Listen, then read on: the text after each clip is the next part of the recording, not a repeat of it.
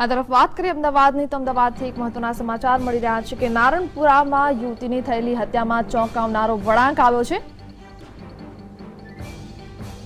પ્રેમીએ જ આ યુવતીની હત્યા કરી હતી। ગઈકાલે જ રીતના સમાચાર મળ્યા હતા કે બે પ્રેમી યુગલમાંથી યુવતીની હત્યા કરી દેવામાં આવી છે। લગ્ન ન થવાથી પ્રેમીએ તેની પ્રેમિકાની હત્યા કરી છે। આ વિશે વધુ માહિતી આપી રહ્યા છે મારા સંવાદદાતા નિસર્ગજી। નિસર્ગ, જણાવો કે ગઈકાલે જે રીતના મહત્વના સમાચાર આપણને મળ્યા હતા અને આજે એવો વળાંક આવ્યો છે કે પ્રેમીએ જે પોતાની પ્રેમિકાની હત્યા કરી હતી, શું છે જાણકારી? જી બિલકુલ ઠીક છે। જે આ બનાવ બનવા પામ્યો છે નારાયણપુરા વિસ્તારની અંદર કે પ્રેમીએ જ પોતાની પ્રેમિકાની હત્યા કરી નાખી। આ એક રીતે જોવા જઈએ તો ખૂબ જ વિકૃતિભર્યું કૃત્ય કહી શકાય અને એક રીતે ઇનસિક્યોરિટી, સાયકોલોજીકલ જો ભાષામાં વાત કરવામાં આવે તો આને ઇનસિક્યોરિટી પણ કહી શકાય। તેને ધ્યાનમાં લઈને જ આ પ્રેમીએ પોતાની પ્રેમિકાની હત્યા કરી નાખી હતી। અને આજે નારાયણપુરા કપિલકુંજ સોસાયટી એક રેલવે ટ્રેક આવેલો છે, ત્યાં ગઈકાલ મોડી રાત્રે બે પ્રેમી યુગલ બેઠા હતા અને પ્રેમીએ પોતાની પ્રેમિકાની છરીના ઘા ઝીકીને હત્યા કરી નાખી હતી। અને આ સમગ્ર જે મામલો હતો તેને ખૂબ જ સુંદર ચિત્ર પ્રેમીએ રજૂ કર્યું હતું પોલીસ સમક્ષ કે 4 અજાણ્યા ઈસમો આવ્યા હતા અને તેઓ નશાની હાલતમાં હતા અને પોતાની પ્રેમિકા સાથે દુષ્કર્મ કરવાની માંગણી કરી હતી, બીભત્સ માંગણીઓ કરી હતી।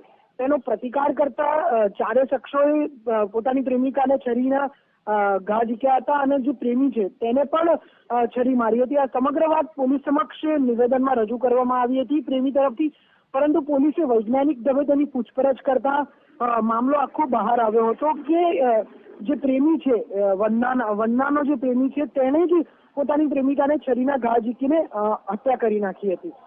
જી નિસર્ગ, પણ જે રીતના પ્રેમીએ જ પોતાની પ્રેમિકાની હત્યા કરી છે, પરંતુ એવા પણ આપણને સમાચાર મળ્યા હતા, માહિતી મળી હતી કે જે પ્રેમી છે એના ઉપર પણ હુમલો થયો હતો। એ બાબતે શું જાણકારી છે?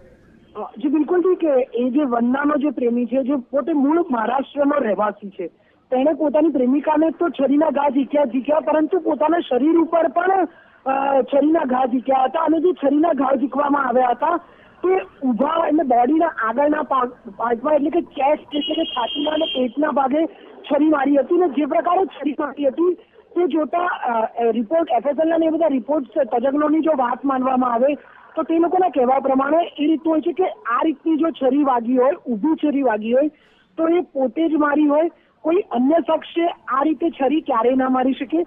તેના પરથી પોલીસને એક નવો વળાંક મળ્યો હતો કે આ સમગ્ર મામલો એક આખું બન્યું બનાવેલું એક નાટક છે અને તેની અંદર પોતે ફરિયાદી જે વન્નાનો પ્રેમી છે તેણે 100 નંબરમાં ફોન કરીને પોલીસને બોલાવી હતી અને આજે તે પોતે જ ફરિયાદીમાંથી આરોપી સ્વરૂપમાં થયો છે।